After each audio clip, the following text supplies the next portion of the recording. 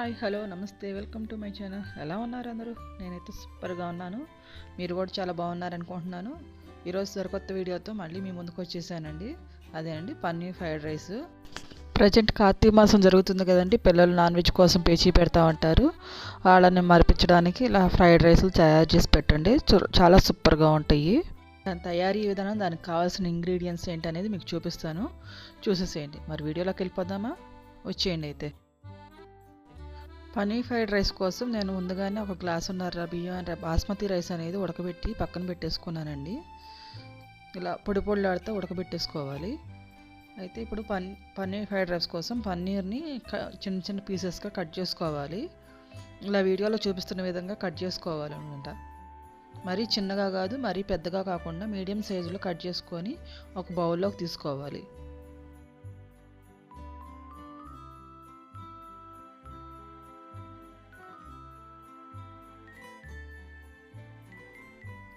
ఇప్పుడు దీనిలోకి 1 table spoon కారం, టేస్ట్కి సరిపడా సాల్ట్, ధనియా పౌడర్, గరం మసాలా, జీరా powder and 3 spoons cornflour, 2 spoons బియ్యం పిండి వేసుకోవాలి. బియ్యం పిండి బదులు మైదా కూడా వేసుకోవచ్చు.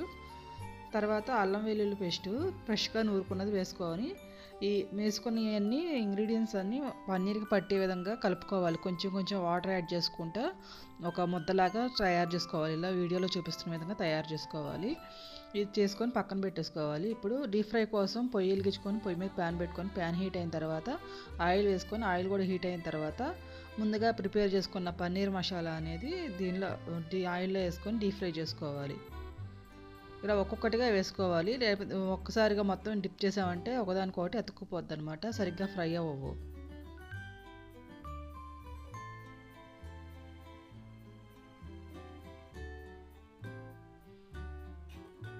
ఇలా పన్నీర్ పీసెస్ అన్నీ వేసుకొని ఎమ్మటే కదపకూడదండి. ఒక 2 మినిట్స్ ఆగి కలుపుకోవాలి. ఎమ్మటే కదిపామంటే మళ్ళీ అది పన్నీర్ అనేది చితికిపోతుంది అనమాట. ఇలా 2 మినిట్స్ ఆగి ఒక్కొక్కటిగా కదుపుకోవాలి. చూసారు కదా, కొంచెం వెయిట్ చేయటం వల్ల మనకి పన్నీర్ అనేది అది పీసెస్గా చిన్న చిన్న పీసెస్గా చితికిపోకుండా బాగా వచ్చిందనమాట. బాగా గోల్డెన్ బ్రౌన్ కలర్ వచ్చే వరకు వేయించుకొని పక్కకు తీసేసుకోవాలి.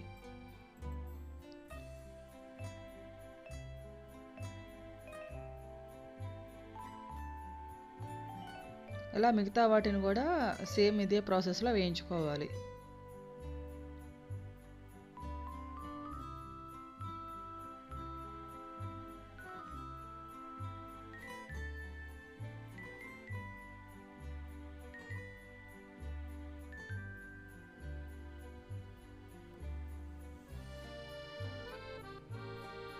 ఇప్పుడు ఫ్రైడ్ రైస్ కోసం పొయ్యి వెలిగించుకొని ప్యాన్ పెట్టుకొని ప్యాన్ హీట్ అయిన తర్వాత ఆయిల్ వేసుకొని దానిలో ఆయిల్ హీట్ అయిన తర్వాత ఏంటంటే హోల్ గరం మసాలా దినుసులన్నీ కొద్దిగా వేసుకోవాలి. మీ దగ్గర ఉన్న గరం మసాలా దినుసులని ఇవి కొంచెం ఎగుతూ ఉంటాయి. నేను ఇప్పుడు ఫ్రైడ్ రైస్ కోసం పచ్చిమిర్చి, ఆనియన్స్, క్యాప్సికము, క్యారెట్ తీసుకున్నాను. మీకు కావాలంటే క్యాబేజ్ కూడా తీసుకోవచ్చు, బీన్స్, క్యాబేజ్ కూడా తీసుకోవచ్చు.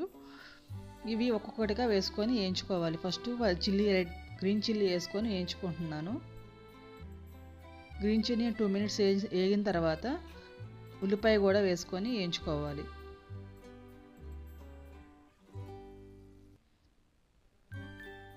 ఉల్లిపాయ కూడా 2 మినిట్స్ వేయించుకోవాలి.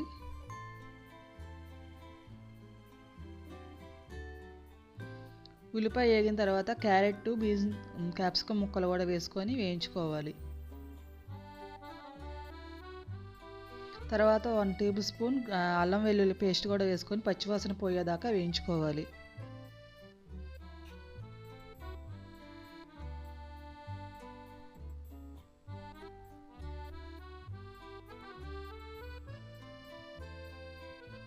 ఇప్పుడు ముందుగా వేయించుకున్న పన్నీర్ పీసెస్ని కూడా వేసుకొని ఒకసారి తిప్పుకొని మనం ముందుగా ఉడికించుకున్నాం కదండి రైస్, ఆ రైస్ కూడా వేసేసుకొని దానిలో కలుపుకోవాలి.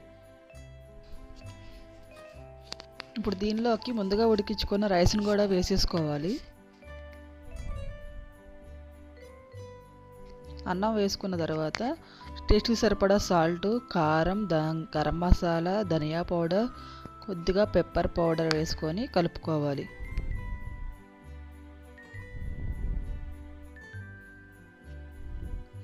మొత్తం వేసుకున్న మసాలా పొడులన్నీ అన్నానికి రైస్కి పట్టే విధంగా కలుపుకోవాలి. ఇలా కలుపుకున్న తర్వాత ఫైనల్గా కొత్తిమీర వేసుకొని సర్వ్ చేసుకోవాలి. ఇంతేనండి, చాలా సింపుల్గా పన్నీర్ ఫ్రైడ్ రైస్ అనేది రెడీ అయిపోయింది. ప్రజెంట్ ఇప్పుడు కార్తీక మాసం జరుగుతుంది కదా, మరి ఈ టైంలో పిల్లలు నాన్ వెజ్ కోసం బాగా పేచీ పెడతా ఉంటారు కదా, అందుకనేసి నేను ఇలా ఫ్రైడ్ రైస్లు అవి తయారు చేస్తున్నాను. మీకు కనుక ఈ వీడియో నచ్చితే లైక్ చేయండి, షేర్ చేయండి, subscribe to my channel. Thank you for watching.